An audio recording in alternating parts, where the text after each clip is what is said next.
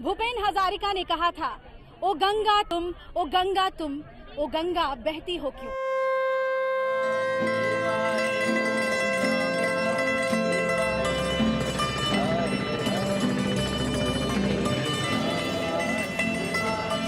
गंगा की धारा अविरल बह रही है और बनारस की घाट पर मौजूद हूं मैं। ठीक गंगा की धारा जो अपनी राह बनाती चलती है, कहीं रुकती नहीं, कहीं थमती नहीं, न जाने कितनों के पाप अपने आप में समाती जाती है, वैसे ही है हमारे भारत की महिलाएं। जी हाँ, मैं अभिलाषा बहुत बहुत स्वागत करती हूँ आपका हमारे इस खास कार्यक्रम में, जहाँ पूर्वांचल के दर्द, पूर्वांचल की दिक्कतें और पूर्वांचल की जो ताकत है, जो शक्ति है, वो इन शक्तियों से ही हम जानेंगे, यानी महिलाओं से ही जानेंगे। हमारे बीच बनारस के वो प्रबुद्ध महिलाएं हैं जिन्होंने हर क्षेत्र में अपना परचम लहराया है और जिस चीज के लिए, जिन बातों के लिए ये धरती जानी जाती है, ज्ञान का ये वो गढ़ है जहां से न जाने कितने लोगों का उद्धार हुआ। राजनीति की बात करूं तो सबसे ज्यादा प्रधानमंत्री हमने दिए, कला और संस्कृति के क्षेत्र से कितने ही पद्मश्री, पद्म भूषण यहां से निकले, और संगीत की धारा जो यहां से बहती है वो तो हर किसी के कान में मिठास घोलती है। हमारे बीच महिलाएं हैं, आइए हम शुरुआत करते हैं बातचीत। सभी का तारुफ भी आपसे कराऊंगी। हमारे साथ वंदना जी हैं जो एजुकेशन सेक्टर में यहाँ काम कर रही हैं। वंदना जी, इस बार अगर हम चुनाव को देखें तो कितनी सशक्त हुई है महिलाएं, अपने उस पावर को लेकर, राइट टू वोट को लेकर कितनी समझदारी उनकी बढ़ी है पूर्वांचल की। अगर आप राजनीतिक परिप्रेक्ष्य में देखिए तो बहुत ही दुखद स्थिति है, क्योंकि यहाँ पर 1,04,52,000 महिलाएं हैं वोटर्स, लेकिन किसी भी बड़ी पार्टी ने अपने महिला कैंडिडेट को नहीं खड़ा किया है। अंत में हार करके वो महिलाएं या तो निर्दलीय लड़ रही हैं और या तो वो छोटे पार्टी से ज्वाइन हो गई हैं। तो इस मद्देनजर तो उनकी स्थिति राजनीतिक स्तर पर, क्योंकि अगर राजनीतिक स्तर पर महिलाएं नहीं सशक्त होंगी तो फिर वो सामाजिक, पारिवारिक और आर्थिक रूप से भी सशक्त नहीं हो सकती हैं। आखिर उनके मुद्दे को कौन रखेगा वहां पर, और महिलाएं किससे अपने दुख कहेंगी, सुनेंगी और अपनी जरूरतें कहेंगी। बिल्कुल। हमारे साथ पुष्पांजलि हैं जो सोशल वर्कर हैं और योगा इंस्ट्रक्टर भी हैं। काफी रूरल एरियाज में आप जाती हैं, क्या महसूस किया आपने? महिलाओं को जानकारी भी है कि कौन कौन सी पार्टी है, किसे उन्हें वोट देना है, कौन से उनके कैंडिडेट्स हैं जो उनकी बात सुनेंगे? जहाँ तक मेरा ऑब्जर्वेशन है, अभी तक ऐसा मुझे नहीं लगा कि इस तरीके की बच्चे या बड़े की बात करें जो 18 साल के ऊपर वोट देने के अधिकारी हैं। उनको बस एक ही मतलब है कि उनका गांव डेवलप करे, उनके यहाँ नई टेक्नोलॉजी आ जाए, और जो भी नेता आए, जो भी प्रतिनिधि हमारा आए, वो उनकी पूरी सुरक्षा करे। वो जो असुरक्षित महसूस करती हैं उनके एजुकेशन को लेकर के, मैं वुमेन एम्पावरमेंट पे काम करती हूँ, तो उनको सिर्फ पढ़ाने के अलावा छोटे छोटे लघु उद्योग में भी अगर सहयोग देता है कोई, इस तरीके का प्रतिनिधि आता है हमारा, तो वो ज्यादा खुश होंगे इस बात को लेकर के। जी, और वो कहीं न कहीं देखने को नहीं मिल रहा है। कुछ राजनीतिक कार्यकर्ता भी यहाँ पर हैं, सीधे उनके पास चलते हैं। अगर प्रतिनिधित्व मिल जाए महिलाओं को, यानी कि अगर वो चुनाव लड़े, तो शायद महिलाएं समझ सके, ये सोच सके कि हाँ, उनकी बात को आगे रखा जा सकता है। बीजेपी की एक सक्रिय कार्यकर्ता हमारे बीच हैं और सामाजिक कार्यकर्ता, समाजसेवी भी हैं। आपका नाम? सुनीता सिंह। सुनीता सिंह जी, बीजेपी इतना कहती है कि हम आधी आबादी के साथ हैं, हमारी पार्टी का क्लियर विजन है कि महिलाओं और सबका साथ, सबका विकास। क्यों नहीं, महिलाओं को प्रतिनिधित्व क्यों नहीं मिला इस बार बनारस में, पूर्वांचल में? मिला है, ऐसा नहीं कि नहीं मिला है, लेकिन कुछ कम मिला है। और मेरी भी दावेदारी सेवापुरी विधानसभा है, यहाँ से मेरी दावेदारी थी, लेकिन परिस्थिति बस कुछ ऐसी बातें आई जिसकी वजह से मेरा सीट नहीं मिला। लेकिन इसका मुझे कोई कष्ट नहीं है, क्योंकि वो हमारे ऊपर है, और जहां हमारी सोच खत्म होती है वहां उनकी शुरू होती है। तो हम वो हर चीज नहीं जान सकते हैं जो कि हमारे प्रधानमंत्री जी या प्रतिनिधिकर्ता जो समझ रहे हैं। तो इसलिए हमको ऐसा उनसे कोई भी शिकायत नहीं है। हम जहां तक समझते कि हमारी भागीदारी बहुत बड़ी है, हम यहाँ इतने लोग बैठे हैं, हम पूरे मन के साथ लगे हैं और सक्रिय कार्यकर्ता हैं, और मुझे पूरा विश्वास है कि हमारे प्रधानमंत्री जी ने ही कहा, जैसे यहाँ सीएम की बात हुई कि सीएम का चेहरा कौन, उन्होंने कहा कि हमारा हर कार्यकर्ता सीएम का चेहरा है। तो हम भी मानते हैं कि हम हर कार्यकर्ता एक विधायक के बराबर होंगे, हमारी सरकार आएगी और हम विधायक से कम नहीं होंगे। यहाँ पर सपा से भी एक हैं कार्यकर्ता। आप बताइए कि आपकी पार्टी में किस तरह से आप देखते हैं? अगर हम समाजवादी पार्टी की बात करें तो परिवार की महिलाओं की तो बहुत अच्छी भागीदारी देखने को मिलती है। इस बार अपर्णा यादव भी प्रत्याशी हैं। बाकी लोग कार्यकर्ता अगर उन्हें देखें तो क्या उन्हें संतुष्टि है, उन्हें वो रिप्रेजेंटेशन मिल रहा है, प्रतिनिधित्व मिल रहा है पार्टी में? निश्चित रूप से मैं ये कहूंगी कि पार्टी का भी जो भी निर्णय है वो सर्वमान्य है और महिलाओं को भी उनकी भागीदारी मिलेगी। अपेक्षित है कि अपेक्षा बहुत होती है कि नहीं मिली महिलाओं को यहाँ पे बनारस में भी देखेंगे, लेकिन चूंकि ये पार्टी का निर्णय है तो हम सबको सर्वमान्य है और हमको हम जी जान से पार्टी की। मुझे क्या लगती है क्यों नहीं मिलता महिलाओं को मौका? नहीं, ऐसा नहीं है, चूंकि परिस्थिति जन्य सिटिंग कैंडिडेट्स को ही मौका मिलना चाहिए और ऐसा होना भी चाहिए। उन्होंने अगर नेतृत्व ने सोचा है ऐसा तो ठीक ही सोचा होगा और हम पार्टी की गाइडलाइंस को मानते हुए अपने मुख्यमंत्री को दोबारा मुख्यमंत्री का ताज पहनाने के लिए अपनी पार्टी की नीतियों को महिलाओं को, विशेषकर महिलाओं के लिए किए गए कार्यों को सर्कुलेट करके और अपने पक्ष में उनको मतदान कराने की कोशिश करेंगे। और पुनः जिस प्रकार 2012 में हमारी सरकार बनी थी और विजय की अनुगूंज हुई थी और इस बार पुनः हम अपने मुख्यमंत्री को दोबारा मुख्यमंत्री बनाने के लिए कृत संकल्पित हैं। सुरक्षा का एक बड़ा मसला है और Samajwadi party law and order के मसले पर भी सबसे ज्यादा घिरी है, लेकिन फिर भी विश्वास है कि वापसी करेंगे। महिलाओं से जान लेते हैं और यंगस्टर्स जो हैं, यंग गर्ल्स हैं, उनसे जान लेते हैं जो स्कूल कॉलेज जाने वाली हैं, ऑफिस जाने वाले लोग हैं। क्या सिक्योरिटी आपको लगता है कि बेहतर दिया है? हेल्पलाइन नंबर जारी कर दिए गए, वहाँ रिस्पॉन्ड करते हैं वो लोग? हाँ, 1090 बहुत अच्छा नंबर है और उस पर बहुत मेरी जो फ्रेंड्स हैं उन्हें कभी प्रॉब्लम फेस करनी पड़ती है तो वो लोग हमेशा इस नंबर को डायल वाइल करते रहते हैं और अच्छा है, काफी अच्छा है। तो आपकी क्या सोच है? लोगों की जो मेंटालिटी है वो सिर्फ हम पुलिस के जरिए तो नहीं सोच सकते कि हमें सुरक्षा मिले। लोग कितने बदले हैं पूर्वांचल के? क्या वो बेटियों को सशक्त तौर पे देखना चाहते हैं, उन्हें सुरक्षा देते हैं? बेटियां खुद में काबिल है, अब किसी की जरूरत नहीं पड़ती कि हमें यहाँ तक छोड़ दो या पहुँचा दो। अब हम लोग खुद से काबिल है कि हम लोग कर सकते हैं सब कुछ। पहले ऐसे नहीं था, अब लड़कियां पीछे बूढ़े बाप हैं, भाई बाहर चला गया सर्विस पे, तो जो लड़कियां हैं, बहनें हैं, वही अपने जो है घर के जेंट्स को जो असहाय हैं, बीमार हैं, बराबर लेके जा रही हैं और ये हमेशा देखने को मिलता है, ऐसा नहीं है कि अब नहीं है। थोड़ा सा बनारस की जनता को भी बदलना पड़ेगा, थोड़ा सा यहाँ की बनारस की जनता को भी बदलना पड़ेगा, क्योंकि किसी चीज को मना करो, जैसे शौचालय का इस्तेमाल करना है या फिर किसी लड़की को छेड़ने का, तो यहाँ के लोगों की एक ही लैंग्वेज है, तू अपन काम करा। बस एक कोड वर्ड हो गया, तू अपन काम करा। अगर हर कोई अपना काम कर ले तो वो अच्छा होगा। हमारे बीच माधुरी सिंह जी हैं, वृद्ध और बनारस को बहुत पहले से जानती समझते हुए शायद हम लोगों में से सबसे ज्यादा आपने देखा है जो बनारसी पना है और जो इंटेलेक्चुअल जो यहाँ से इतने निकले हैं, उसमें महिलाओं का भी बहुत बड़ा योगदान रहा है। यहाँ से एक लोग रही हैं, महिला रही हैं। आप कैसे देखती हैं आज की जो जनरेशन है बनारस की, वो क्या बदल गई है बिल्कुल या ट्रेडिशनल है? नहीं, बहुत बदल गई है। हमारे सब करीब 50 साल से देख रहे हैं बनारस को जो है। पहले तो बहुत ही कम बाहर निकलती थी और कोई अगर लड़की बाहर निकल रही है तो अकेले नहीं जा सकती, उसके संग किसी को लगाना ही है। और जैसा कि हमने देखा, हमारे समय में मैं 6 क्लास में थी, उसमें मेरे बाबा लखनऊ में थे, वो आए तो मुझसे कहा गया, मेरी चाची ने कहा देखो बाबा आए हैं, सर ढक लेना सलवार कुर्ते चुन्नी से। लेकिन वही बाबा इतने बदल गए कि बहू को जब वो घूंघट में थी तो कहती इसका घूंघट खोलो, जैसे तुम लड़की वैसे भी तो लड़की है। तो बहुत विचारों पे परिवर्तन आया है लोगों की जो है। आप कुछ कहना चाह रही हैं? यहाँ की दिक्कतें क्या हैं? अगर पूर्वांचल की हम दिक्कत की बात करें, अभी तक ये कहा गया कि वक्त बदला है, काफी कुछ अच्छा हुआ है, लेकिन समस्या क्या है? आधी आबादी किस चीज को अब बदलना चाहती है? ऐसा है कि हम लोग चाहते हैं आधी आबादी हम लोग हैं, लेकिन बहुत सारी महिलाएं ये सोचकर कि हम लोग आधी आबादी हैं और बैठ जाती हैं। ऐसा कुछ भी नहीं है। अगर हम लोग अपने आप को स्ट्रांग करें तो ऐसा कुछ भी नहीं है, हम लोग आगे बढ़ सकते हैं। अभी कुछ दिन पहले की बात है मैडम, हम लोग को 2 लड़के ने छेड़ा, ठीक है, क्या हम लोग तरीके से न रहे? बिल्कुल, हम लोग आधुनिकीकरण चाहते हैं। बनारस में महिलाएं बहुत स्ट्रांग हो गई हैं। 2 लड़कों ने छेड़ा, हम लोगों ने जूते निकाल के मारे मैडम, दौड़ा के। एक तो वो भी है, प्लस हम लोग खुद भी जो है पर्सनली महिलाओं के स्वावलंबन के लिए काम कर रहे हैं। तो हम लोग चाहते हैं कि मैंने सभी औरतें अगर काम करेंगे, अगर पॉकेट तगड़ा रहेगा ना मैडम, तो कोई नहीं रोक सकता। अपने आप कॉन्फिडेंस, यानी कि एजुकेशन बहुत जरूरी है, महिलाओं का कामकाजी होना बहुत जरूरी है, अपने आप आत्मविश्वास वो हो जाएगा। लेकिन क्योंकि सुरक्षा की बात हो रही थी, अगर 1090 हेल्पलाइन नंबर की बात हो रही है, डायल करने पे एक सुर में बताइएगा क्या रिस्पांस सही आता है? हम कई बार जी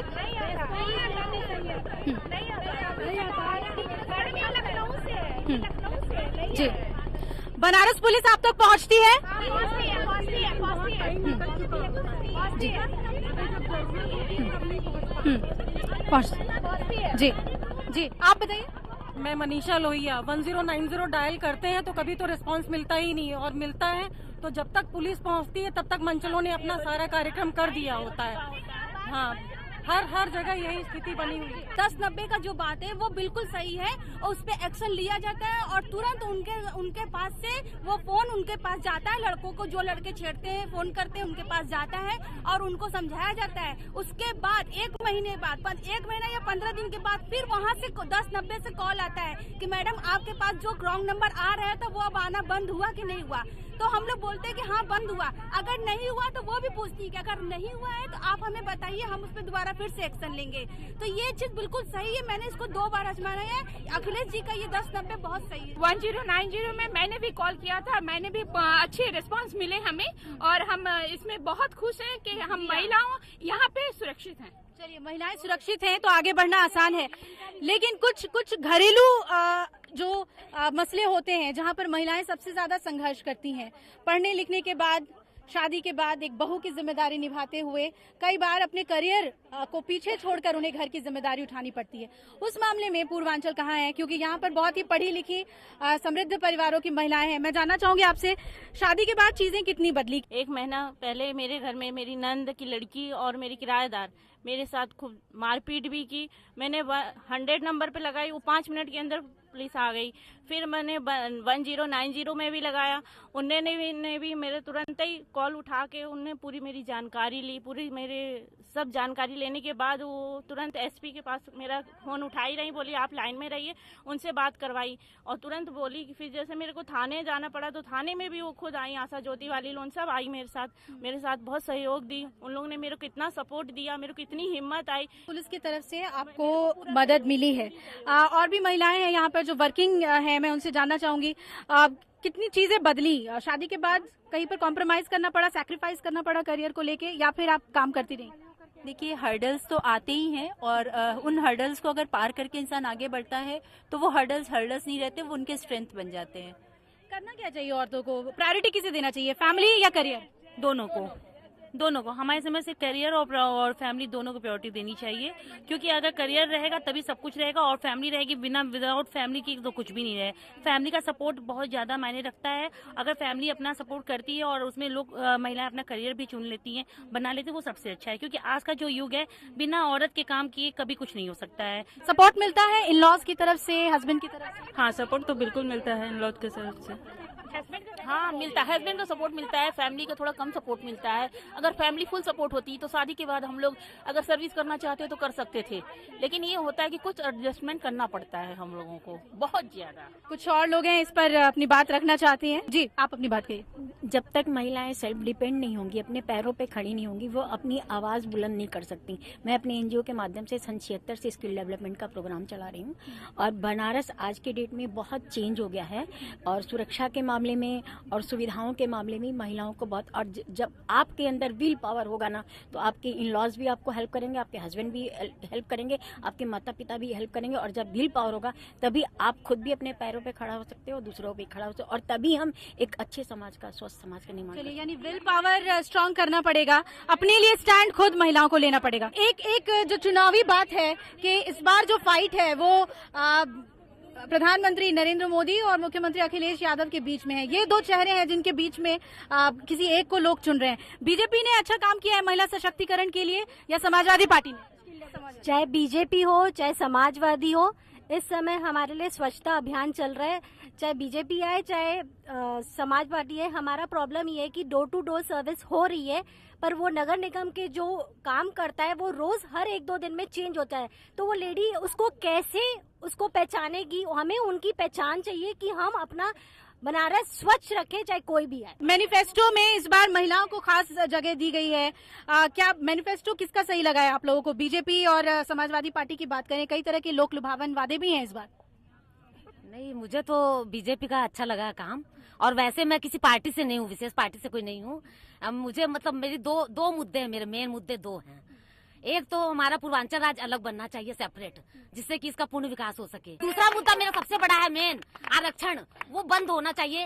उसे यदि कोई बंद कर दे वही सरकार आनी चाहिए, और मैं उसी सरकार के साथ हूँ और हमेशा रहूंगी। पूर्वांचल राज्य एक अलग से राज्य की मांग क्यों उठ रही है? यहाँ की महिलाएं क्यों चाहती हैं कि अलग हो स्टेट?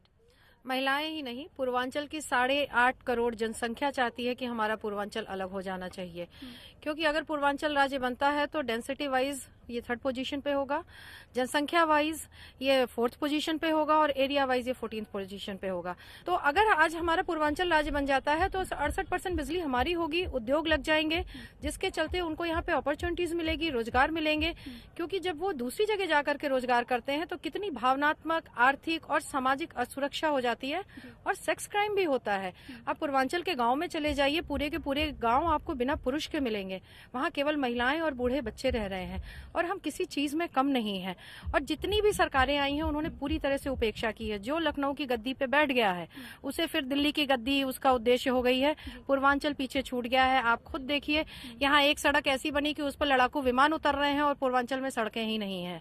तो ऐसे में जब तक इसका गठन नहीं होगा, एकमात्र उपाय बचा है इसके विकास का गठन। तो मेरी डिमांड यही है, आप पहुंचा दीजिए। पूर्वांचल की मांग उठ रही है, और कहीं न कहीं एक दर्द है कि पूर्वांचल के साथ अनदेखी हुई है। राज्य सरकारें और केंद्र सरकारों से शिकायत भी है। एक बार आप सभी से जानना चाहूंगी, अखिलेश या मोदी, क्या मन में है महिलाओं के?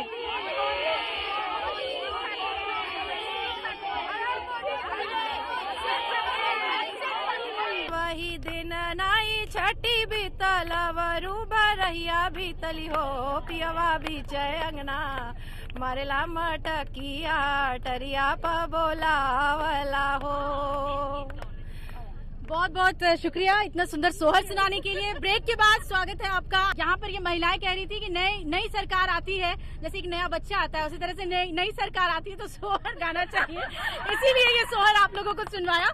हमारे बीच कुछ इंटरनेशनल फेम के लोग भी हैं। नीलू मिश्रा है हमारे साथ, और इस बार इनको खास जिम्मेदारी भी दी गई है महिलाओं को जागरूक करने के लिए, वोटर्स को जागरूक करने के लिए। नीलू, तमाम लोगों की बात आपने सुनी, आप हर इलाके में जाती होंगी पूर्वांचल की, क्या आपको महसूस होता है कहाँ पर कमी है? क्यों नहीं वो आयाम हासिल कर पा रही है महिलाएं, या वोट को लेकर, राइट टू वोट की भी जो जानकारी उनके पास होनी चाहिए वो क्यों नहीं है? कहाँ पर कमी है? जो मैंने महसूस किया है, महिलाएं जो मुझे मिली, चाहे वो गांव में या शहर में, सबको अपने अधिकारों के बारे में पता है, लेकिन कोई अपनी ड्यूटी नहीं निभाना चाहता है। और मैं स्वच्छता अभियान से भी बनारस में एज ए ब्रांड एम्बेसडर जुड़ी हूँ। स्वच्छता अभियान सरकार बहुत अच्छा चला रही है, बहुत अच्छा कॉन्सेप्ट है, लेकिन कहीं ना कहीं हमारे जागरूकता की कमी है, और हम लोग वही काम करेंगे जो सरकार मना करेगी।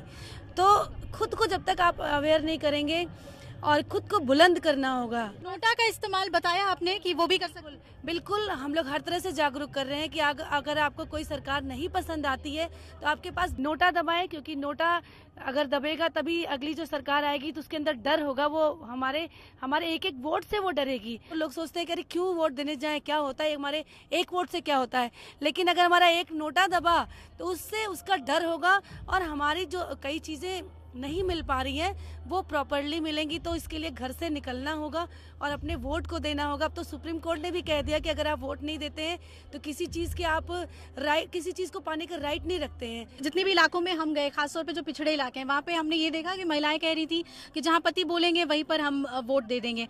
यहाँ पर जी क्या स्थिति है, आप बताइए? अभी भी पतियों की सुन के वोट करती है महिलाएं? नहीं, ये तो शायद हमें नहीं करना चाहिए। अगर पतियों की सुन के अगर हम घर चला रहे हैं तो जरूरी नहीं है कि हम अपनी जिंदगी को जीने के लिए पतियों का सुने, या मतलब ये सारी चीजें हमारे अंदर नहीं होनी चाहिए। मैं एक बात और महिलाओं के लिए कहना चाहूंगी कि हम लोग जब पैदा होते हैं तो अपने माँ बाप के लिए जीते हैं, और शादी होती है तो अपने पति के लिए।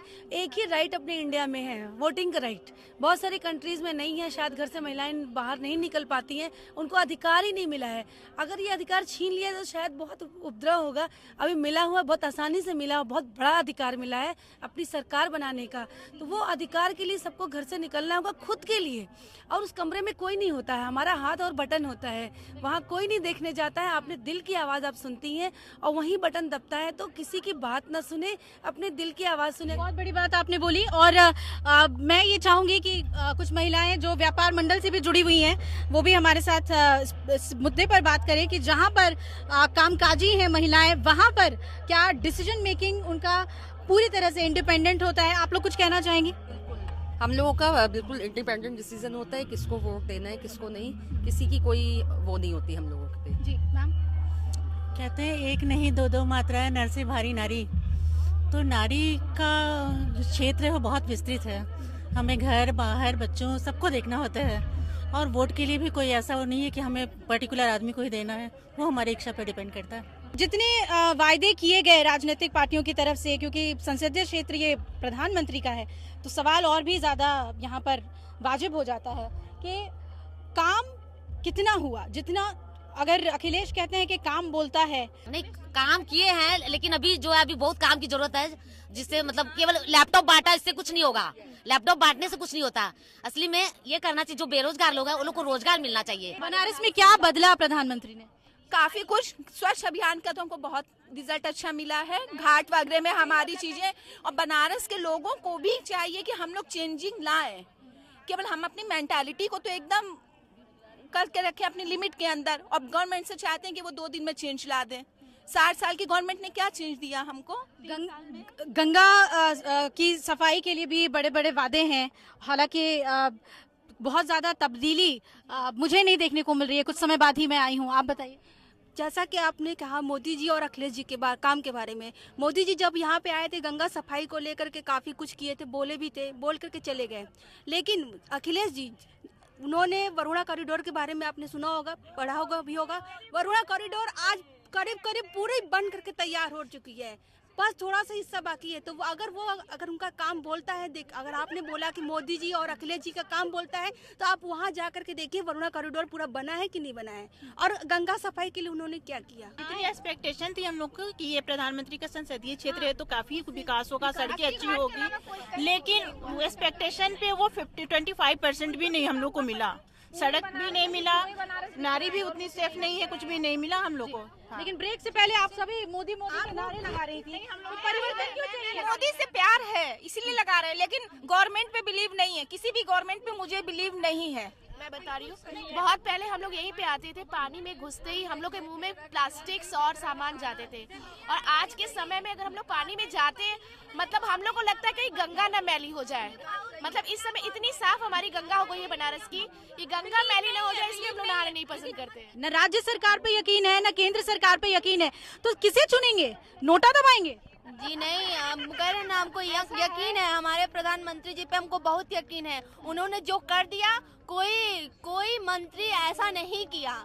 उन्होंने आज जो भी वो कर रहे हैं वो बहुत अच्छा ही कर रहे हैं। कमियां तो सब में है, जिसमें सबसे थोड़ी कमी हो वो सरकार बनाए, कमी तो सब में है, और उसका साथ पूरा हम लोग देने को तैयार है, हम लोग सभी लोग साथ देने को तैयार है। मैम, जब यूपी में बीजेपी की सरकार आएगी और केंद्र में जब सरकार होगी, जो तेजी से विकास होगा बनारस का, वो कभी कोई सोच भी नहीं सकता है। इसलिए यूपी में बीजेपी की सरकार आना बहुत ही जरूरी है। 5 साल सपा को मिला, 5 साल बसपा को मिला, 5 साल हमारे प्रधानमंत्री जी को भी दिया जाए, इसके बाद देखा जाए विकास होता क्या है।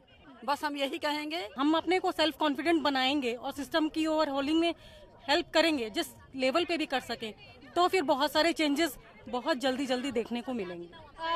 कई ऐसे गाँव में हम गए जहाँ पर शौचालय नहीं है, महिलाएं खुले में शौचालय में जाती हैं, स्ट्रीट लाइट्स नहीं है। ये कहा गया कि पैसे दिए जाएंगे, आपको 12,000 रुपए मिलेंगे शौचालय बनाने के लिए। सिर्फ सफाई से गरीब की गरीबी नहीं दूर होगी, शौचालय बनाने से गरीबी नहीं खत्म हो जाएगी। जब तक हमारी बेरोजगारी नहीं खत्म होगी, तब तक हमारे लिए कोई भी नहीं होगा। हमारी शादी नहीं हुई है, हम अकेली महिला हैं, हमारे साथ कोई नहीं है। हम अपने हिम्मत से जब हम उस मैदान में आएंगे, हमारी बात वहाँ तक जाएगी, तब तो हमारी बातों को सुना जाएगा।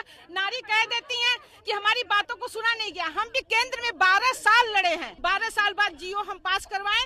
मेरे जियो से तमाम महिलाओं को वो सुविधा मिली जो कि पिता के मरने के बाद पुत्री का आरक्षण खत्म कर दिया गया था कि पुत्री अगर 25 साल की हो गई है, शादी नहीं हुआ है, तो उसको कोई भी सुविधा नहीं दी जाएगी। हमने अपनी लड़ाई लड़ी और मेरे लड़ाई लड़ने से अविवाहित, विधवा, तलाक सबको ये सुविधा मिली। तो जब तक हम अपने हिम्मत को बाहर नहीं लाएंगे, अपनी बात को बाहर नहीं कहेंगे, तो वो हमारी बातों को सुनेगा कौन? चाहे मोदी हो चाहे मुख्यमंत्री जी हो। हमारे मुख्यमंत्री जी तो कम से कम उनके अंदर ये गुण है कि हम महिलाएं जानते हैं, हम लोग को नाम से, जिले से पहचानते हैं, हमको एक सम्मान मिलता है। क्या महिलाओं को एक ऐसी पार्टी की जरूरत है जो उनका साथ दे, या फिर सिर्फ शिक्षा वो हथियार है महिलाओं के लिए जो अगर उनके हाथ में आ जाए तो वो किसी भी पार्टी पर निर्भर नहीं रहेंगी, बल्कि पार्टियां उनके ऊपर निर्भर रहेंगी? आप बताइए, आप युवा हैं, क्या डिपेंड होना चाहिए महिलाओं को किसी पार्टी के ऊपर, या फिर एजुकेशन ही सबसे बड़ी ताकत है, उसी की ओर आगे बढ़ना चाहिए?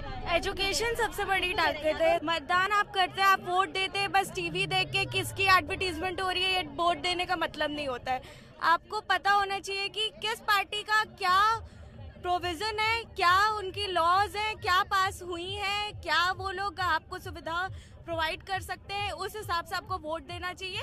एंड इसके सबसे बड़ा चीज कि आपको एजुकेशन बहुत इम्पोर्टेंट है, एजुकेशन होना चाहिए। व्यापार मंडल से कौन कौन महिलाएं हैं? नोटबंदी का कितना असर हुआ? महंगाई से निजात मिली या नहीं, राहत मिली या नहीं? देखिए मैडम, नोटबंदी को लेके काफी यहाँ पे बातें हो रही हैं। नोटबंदी एक तरह से बहुत सही हुआ है, क्योंकि जो सबका रखा धन था, काला धन, वो खुलकर बाहर आ गया है। महिलाएं थोड़ा परेशान हैं, पर महिलाओं का पैसा कहीं गया नहीं है, उनका पैसा बैंक में जमा हो गया।